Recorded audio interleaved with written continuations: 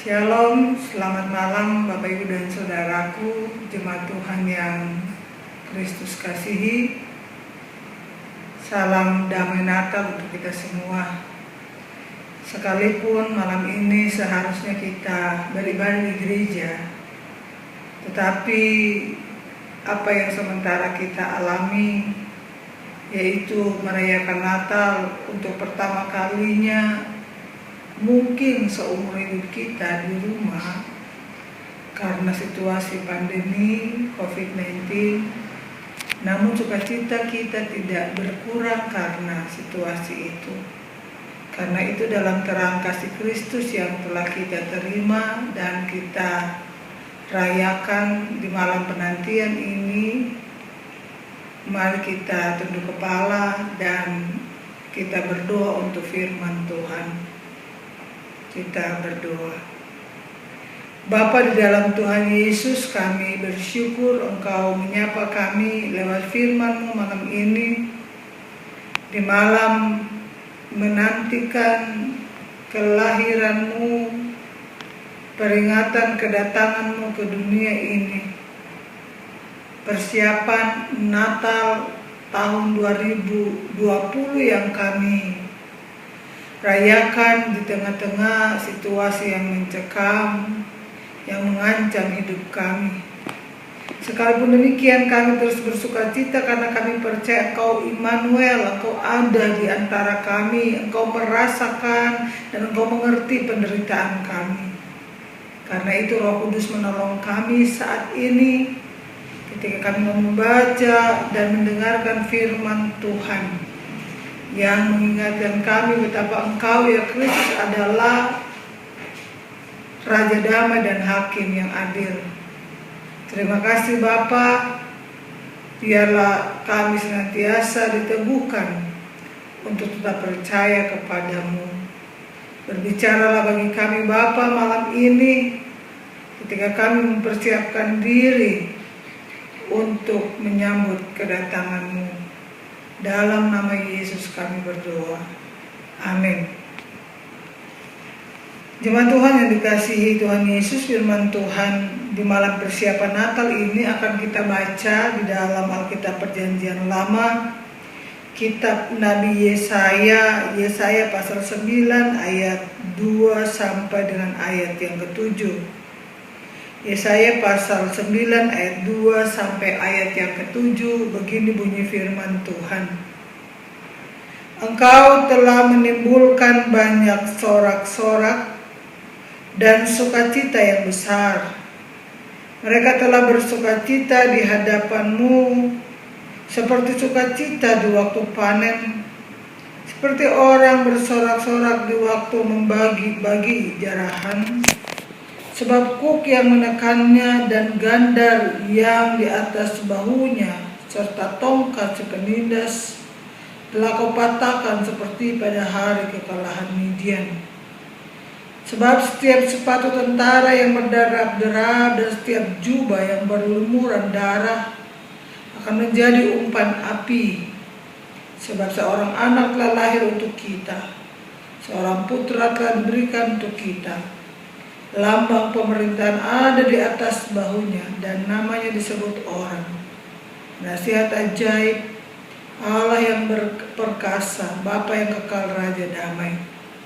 Besar kekuasaannya dan damai sejahtera tidak akan berkesudahan di atas tahta Daud dan di dalam kerajaannya. Karena ia mendasarkan dan mengokohkannya dengan keadilan dan kebenaran dari sekarang sampai selama-lamanya. Kecemburuan Tuhan semesta alam akan melakukan hal ini. Tuhan telah melontarkan firman kepada Yakub dan firman-Nya itu menimpa Israel. Demikianlah firman Tuhan. Bapak Ibu dan Saudaraku yang dikasihi Tuhan, Shalom. Kita tetap ada dalam suasana sukacita sekalipun kita harus beribadah di rumah. Namun itu tidak mengurangi syukur kita karena Tuhan masih memberikan kepada kita kesempatan hidup sampai hari ini. Di malam perayaan persiapan Natal ini, tema firman Tuhan adalah Kristus Raja Damai dan Hakim yang adil. Bapak Ibu dan Saudaraku yang dikasihi Tuhan, dalam situasi ketika orang berada di dalam tekanan, ketika hidup orang jauh dari apa yang menjadi harapan, maka tentu ada sebuah kerinduan di hati setiap orang untuk menikmati yang namanya kebahagiaan, untuk menikmati yang namanya kebebasan, kelepasan dari tekanan-tekanan kehidupan yang dirasakannya.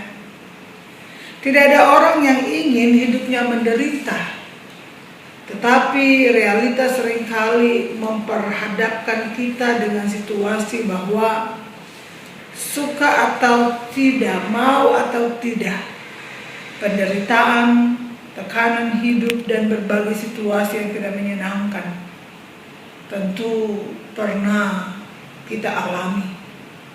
Situasi yang dihadapi oleh orang Israel pun tidak jauh berbeda.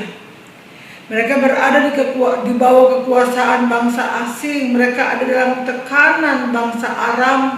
Situasi kehidupan yang jauh sekali dari bayangan mereka sebagai umat Allah. Tapi karena dosa, karena pemberontakan terhadap Allah, maka Allah menghukum mereka. Dan karena itu orang Israel kehilangan kebebasan, mereka kehilangan sukacita, pengharapan menjadi pudar. Dan dalam hati mereka bertanya-tanya kapan harapan yang ada dalam hidup mereka terpenuhi, kapan impian mereka dijawab oleh Tuhan. Situasi tentang pengharapan mesianik, yaitu pengharapan tentang munculnya seorang pembebas ini, lahir dari sebuah realita di mana mereka ada dalam sebuah penderitaan, tekanan kehidupan yang berat. Dan dalam situasi seperti inilah Nabi Yesaya muncul dengan pemberitaannya tentang akan lahirnya Raja Damai dan Hakim yang adil. Bapak Ibu dan Saudaraku yang dikasihi Tuhan, firman Tuhan hari ini berbicara tentang sebuah perubahan kehidupan yang akan dialami oleh orang Israel ketika Yesaya menubuatkan tentang kedatangan Sang Mesias. Dia katakan bangsa yang berjalan dalam kegelapan akan melihat terang yang besar. Mereka yang diam di negeri kekelaman, atasnya terang telah bersinar. Yesaya menggambarkan bahwa penderitaan orang-orang Israel, penderitaan umat Allah adalah penderitaan yang bersifat sementara. Ketika mereka melawan Allah, ketika mereka tidak setia, maka Allah mengizinkan mereka ditindas. Tapi penderitaan itu tidak lantas menghapuskan kesetiaan Allah, tidak lantas menghilangkan kasihnya kepada mereka. Karena itulah dikatakan akan terjadi sebuah perubahan situasi. Orang-orang yang berada dalam kegelapan, yang hidupnya dalam pungkungan penderitaan, akan melihat terang yang bersinar, akan mengalami sebuah perubahan, akan merasakan sebuah sukacita dan pengharapan yang baru ketika terang, yaitu Kristus, hadir di antara mereka.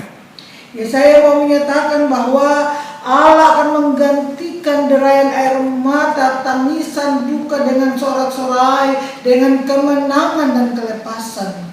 Dan itu dikatakan dalam ayat 2 bahwa sukacita yang besar, bahwa kebahagiaan, bahwa pengharapan yang baru akan Allah nyatakan kepada mereka.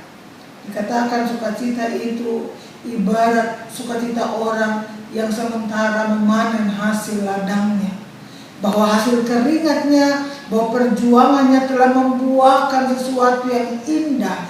Dan itulah yang akan terjadi dengan kehidupan orang Israel yang ada di pembuangan, yang mengalami tekanan-tekanan dari musuh-musuh mereka.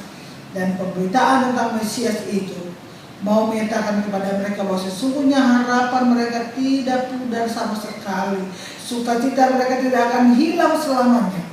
Tapi Allah akan menggantikan penderitaan itu dengan kelepasan, dengan pertobatan yang muncul dari diri mereka. Maka Allah sanggup untuk mengubah kondisi mereka ketika mereka terpuruk, Allah setia mengulurkan tangan, memanggil mereka kembali, memeluk mereka dalam dekapannya, dan memberikan kepada mereka sebuah pengharapan yang baru tentang situasi yang Allah akan lakukan, situasi yang akan Allah wujudkan dalam kehidupan mereka, yaitu hadirnya Raja Damai dan Hakim yang adil, yaitu Kristus, sebagaimana ditegaskan dalam ayat kelima, sebab seorang anak telah lahir untuk kita, seorang putra telah diberikan untuk kita, lambang pemerintahan ada di atas bahunya, dan namanya disebutkan orang, nasihat ajaib, Allah yang perkasa, Bapa yang kekal, Raja Damai. Bapak, Ibu, dan saudaraku yang dikasihi Tuhan, kehadiran Kristus sesungguhnya adalah hadiah terbesar dalam sejarah hidup manusia yang berlumur dosa. Ketika Kristus lahir, ketika dia datang ke dalam dunia, menunjukkan betapa Allah yang kita percaya adalah Allah yang imanen, Allah yang tidak berdiam bertahta di ketinggian yang transenden semata, tapi Allah yang imanen, yang mencari manusia yang ada di antara kita semua. Karena itulah maka kelahiran Kristus mau menegaskan satu hal, bahwa kasih Allah tidak terbatas oleh pendurhakaan manusia. Kasih Allah adalah kasih yang tidak pernah mampu terbendung oleh apapun. Dan karena kasih itulah dia berkenan mengutus putra tunggalnya sebagai Raja Damai, sebagai Hakim yang adil, yang menunjukkan pemerintahan Allah adalah pemerintahan yang kekal.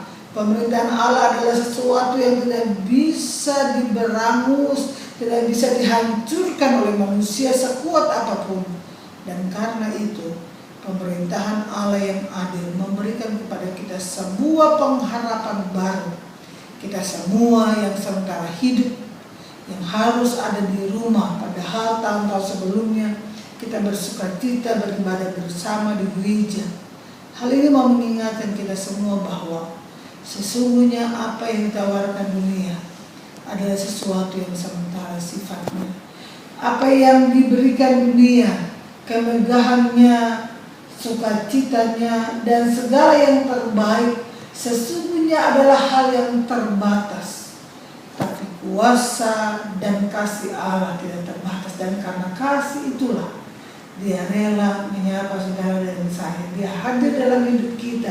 Dia merasakan penderitaan kita hari ini. Dia tahu apa yang kita perlukan. Kita membutuhkan sebuah angin segar. Kita membutuhkan berita yang baik. Kita memerlukan pengharapan di tengah-tengah kehilangan pengharapan. Dalam situasi seperti inilah, maka kita yang diperkenankan Tuhan masih hidup, sekalipun di dalam situasi yang berbeda, tidak diperkenankan Tuhan merayakan Natal, malam persiapan perayaan Natal ini. Firman Tuhan mengingatkan kita bahwa terang itu telah bercahaya, bahwa Kristus hadir di antara kita. Kasih-Nya tidak pernah lekang oleh waktu. Karena itulah, mari meminta Dia, Sang Terang itu, memampukan kita supaya tekanan-tekanan hidup yang kita alami tidak memudarkan iman kita, supaya situasi hidup yang mencekam, yang membatasi ruang gerak kita, yang membuat kita tidak mampu lagi untuk dapat bersosialisasi sebagaimana biasanya di tahun-tahun yang lalu. Ketika Natal begitu luar biasa, perayaannya begitu megah, ada sukacita, ada kebahagiaan yang melimpah. Tapi sesungguhnya Natal tahun 2020 sekalipun di dalam suasana prihatin, sukacita kita tidak boleh hilang, karena kita tahu ada Tuhan yang setia bersama kita. Ada Tuhan yang mengerti penderitaan kita. Ada Tuhan satu-satunya penolong kita. Dia adalah Raja Damai, Dia adalah Hakim yang adil. Pemerintahannya atas dunia ini dan kekuasaannya atas hidup kita adalah sesuatu yang kekal. Karena itu, mari merayakan Natal dengan mengarahkan pandangan kita kepada Allah, dengan menaruh hidup dan memandang kepada Sang Terang, yaitu Kristus, dan meminta Dia terus mengisi hati kita dengan sukacita. Sukacita bukan berarti kita tidak merasa susah. Sukacita bukan berarti kita tak kabur. Sukacita bukan berarti kita menutup mata terhadap situasi dan kondisi kehidupan sekarang ini. Tapi sukacita kita lahir karena kita percaya Tuhan hadir dalam hidup ini. Tuhan lahir ke dunia untuk menjadi pembebas kita. Hanya Allah yang mampu melakukan perkara yang tidak bisa dikerjakan oleh manusia. Dengan demikian, nantikanlah kedatangannya. Masukilah malam penantian, malam persiapan raya Natal dengan pengharapan dan sukacita yang tidak pernah pudar. Karena percaya Dia yang hadir, yang lahir sebagai Raja Damai dan Hakim yang adil itu akan meneguhkan iman dan pengharapan kita untuk terus melintasi perjalanan kehidupan di tahun ini dan menyongsong kehidupan di tahun yang baru dengan penuh pengharapan dan percaya Dia ada dan tidak akan pernah meninggalkan kita. Sebagaimana tema Natal tahun 2020, mereka menamakan Dia Immanuel. Immanuel berarti Allah beserta kita. Dia ada di antara kita. Dia mengerti kesusahan kita. Dia tahu air mata kita. Dan Dia sanggup menolong kita. Karena itu, mari memandang hanya kepada terang. Mari terus bersukacita merayakan Natal walaupun dalam ruang lingkup yang terbatas hanya dengan keluarga dan orang-orang terdekat. Tapi biarlah damai Natal itu mengisi hidup kita, memberi pengharapan yang baru. Pertolongan Tuhan tidak pernah terlambat. Sungguh-sungguh, mari kita menaklukkan hati kita, meletakkan pengharapan kita di tangan Tuhan, dan menyongsong kedatangannya dengan selalu bersukacita. Kita percaya dan yakin bahwa Tuhan sanggup membawa kita dari kegelapan hidup dengan tekanan-tekanan yang kita rasakan sekarang ini kepada kehidupan yang baru yang penuh harapan bersama Dia, Sang Penebus kita. Haleluya. Selamat menyongsong Natal. Tuhan Yesus beserta kita.